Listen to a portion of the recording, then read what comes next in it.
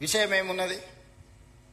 అందుకే మన నగరాన్ని కాపాడుకోవడానికి, మన నగరం అంతర్జాతీయ నగరంగా రాణించడానికి, మన నగరం ఒక దేశ ఆర్థిక వ్యవస్థకి వెన్నెముకగా మారడానికి మీ అందరి సహకారం నాకు కావాలి. ఇది నేను నా ఒక్కడి కోసం, నా ఇంటి కోసం చెప్పడం లేదు. మీరందరూ మహిళా జర్నలిస్టులు అనుకుంటే రేపు 13th రోజు తాజ్ కృష్ణాలో పవర్ పాయింట్ ప్రజెంటేషన్ ఈ మూసీ నది మీద ఫేజ్ 1 మీద ఈరోజు డీటెయిల్ ప్రాజెక్ట్ రిపోర్ట్ ఇవ్వబోతున్నా.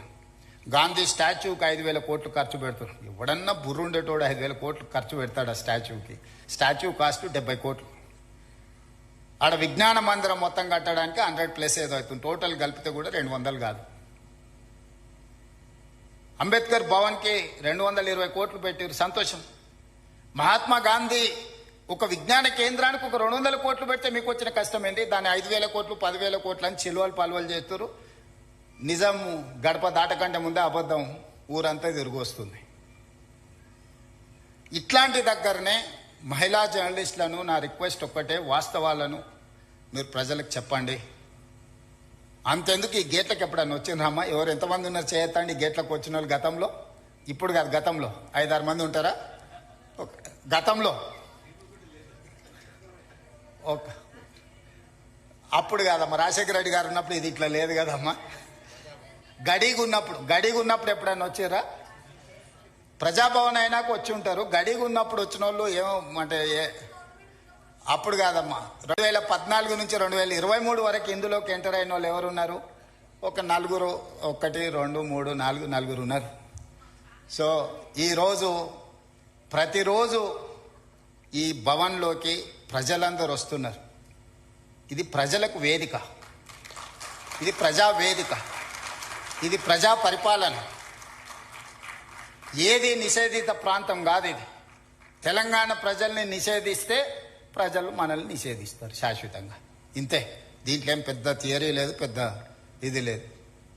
అంతకుముందు అప్పుడప్పుడు ఎప్పుడన్నా ఉత్సవ విగ్రహాలు పండుగల పూట వీధుల్లో చూపిస్తారు. అంతకుముందు ఉండేటైనా అట్లా ఉత్సవ విగ్రహం లాగా అప్పుడప్పుడు మీకు కనిపించేటోడు. నేను ఎప్పుడు మీ మధ్యలోనే ఉంటున్నా. ఏ రోజైనా నేను సెలవు తీసుకున్న రోజు ఉందా? ఏ రోజైనా ఎవరైనా కలుస్తా అంటే కలవని రోజు ఉందా? అందుకే మహిళా జర్నలిస్టులకు కూడా నా విజ్ఞప్తి ఒకటే, మన రాష్ట్రాన్ని మెరుగుపరుచుకుందాం. మీ సహకారం ఉండాలి. మహిళా దినోత్సవ సందర్భంగా సంకల్పం తీసుకోండి. ఈ రాష్ట్రంలో మహిళలకు రక్షణ కల్పించడమే కాకుండా ఈ రాష్ట్రంలో మహిళలకు అవకాశాలు ఈ రాష్ట్ర ప్రభుత్వం ఇస్తుంది. వీటిని సద్వినియోగం చేసుకొని దేశంలోనే మహిళా ప్రాధాన్యతతో కూడుకున్న రాష్ట్రంగా ఒక గొప్ప పేరు, గుర్తింపు మనం తెచ్చుకుందామని తెలియజేస్తూ మీ అందరి దగ్గర సెలవు తీసుకుంటున్నాను. ధన్యవాదాలు.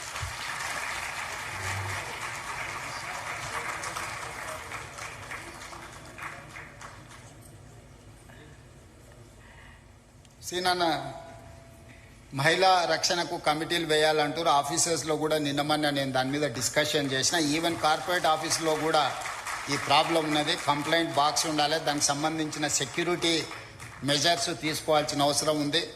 తప్పకుండా తీసుకుంటాం. అదేవిధంగా ప్రింట్ మీడియా, ఎలక్ట్రానిక్ మీడియాకు అథారిటీస్ ఉన్నాయి, complaining authority to examine their news and their views. Social మీడియాకు లేదు. డెఫినెట్గా తెలంగాణ రాష్ట్ర ప్రభుత్వం ఎగ్జామిన్ చేసి సోషల్ మీడియాలో ప్రసారం చేసే అవాస్తవాల మీద ఫిర్యాదు చేయడానికి కూడా ఒక వేదికను చేయాలనుకుంటున్నాము. ఎందుకంటే అసలు నకిలీ అని ఎప్పుడు ఉంటుంది, నిజము అబద్ధం అనేది తోడు నీడ లాంటివి. సో నిజమైన జర్నలిస్టుల ముసుగులో వ్యాపారాలు వ్యవహారాలు చేసే వాళ్ళకున్న తారతమ్యం ఏముందో దానికోసం ఒక చట్టాన్ని కూడా తేవాలన్న ఆలోచన ఉంది. తప్పకుండా రేపు వచ్చే శాసనసభలో చర్చ చేస్తాం. మీరు ఏదైనా అవకాశం ఉన్నా ఇన్పుట్ ఇవ్వండి. మీకు కొన్ని డెస్క్లో చేసే వాళ్ళకి ఏదో గుర్తింపు కార్డులు సమస్య అన్నట్టుగా కొంతమంది, ఎవరిని అట్లా లేదు. మేము అందరికీ స్పష్టంగా అన్ని అవకాశాలు, డెస్క్ జర్నలిస్ట్కి లేకపోతే మిగతా ఫీల్డ్ జర్నలిస్టులకి ఏం తేడా లేదు. నేను మంత్రి గారితో మీ అందరికీ చెప్పించిన ఈ వేదిక మీద నుంచి కూడా మళ్ళొకసారి చెప్తున్నా, అన్నిటికంటే ముఖ్యంగా మీకు ఇళ్ల పట్టాలు చాలా రోజులు పెండింగ్ ఉంటే నేను వచ్చినాక ఇచ్చినా ఆగిపోయినాయి. ఈ మహిళా దినోత్సవం ఎందుకంటే ఇల్లు అనేది మహిళల చేతుల్లో ఉంటే మహిళల గౌరవం పెరుగుతుంది. ఒక వే ఫార్వర్డ్ ఏదో నేను ఆలోచన చేస్తున్నా. తొందరలోనే తప్పకుండా మీకు ఒక మంచి వార్త వినిపించే ప్రయత్నం చేస్తా. ఎందుకంటే చట్టంలో మీకు సమస్య రాకుండా మీకు అవకాశం ఇవ్వాలనేది నా ఆలోచన. ఎందుకంటే ఇప్పటివరకు మీకు వచ్చిన అవకాశాలు చట్టం వల్ల కొంత ఇబ్బంది వచ్చి సుప్రీంకోర్టు కూడా స్టక్ డౌన్ చేసింది. దానికోసం అడ్వకేట్స్తో వీళ్ళతో మాట్లాడుతున్నా. మనం ఫ్యూచర్ సిటీ నిర్మించుకుంటున్నాం. ఎమ్మెల్యేలకు, ఎంపీలకు, ఎమ్మెల్సీలకు, జర్నలిస్టులకి ఫ్యూచర్ సిటీలో ఒక మంచి కాలనీ మనం డిజైన్ చేసుకుందాము, నైబర్హుడ్ క్రియేట్ చేసుకుందాము. తప్పకుండా మహిళా జర్నలిస్టులు ముఖ్యంగా ఈ వేదిక మీద నుంచి ఎందుకు చెప్తున్నా అంటే, ఇంటికి వెళ్ళిన తర్వాత అందరికి చెప్పండి, మేము ఈరోజు మహిళా దినోత్సవం సందర్భంగా ఒక శుభవార్త తీసుకొని వచ్చినామని చెప్పండి. డెఫినెట్గా మంచి రోజులు వస్తాయి. ధన్యవాదాలు. Thank you very much sir. ఎంత స్ఫూర్తివంతమైన చక్కని సందేశాన్ని అందించారు.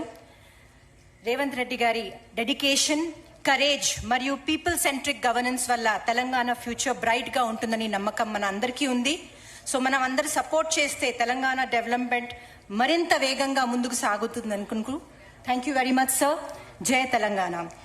ఈరోజు the special occasion for the awards presentation, అది కూడా ఒక యునిక్ అండ్ ఇన్నోవేటివ్ పద్ధతిలో women to women special awards ఇస్తున్నాము ఫర్ ద ఉమెన్ జర్నలిస్ట్. మహిళల చేయుత, మహిళల జర్నలిస్టులకు చిరు కానుక ప్రజెంట్ చేస్తున్నారు from INPR. It is 25,000 cash coupon from, so that మీ ఇష్టమైన వస్తువులు మీరు శిల్పకళా వేదిక మహిళల స్టాల్స్ నుంచి మీరు కొనొచ్చు.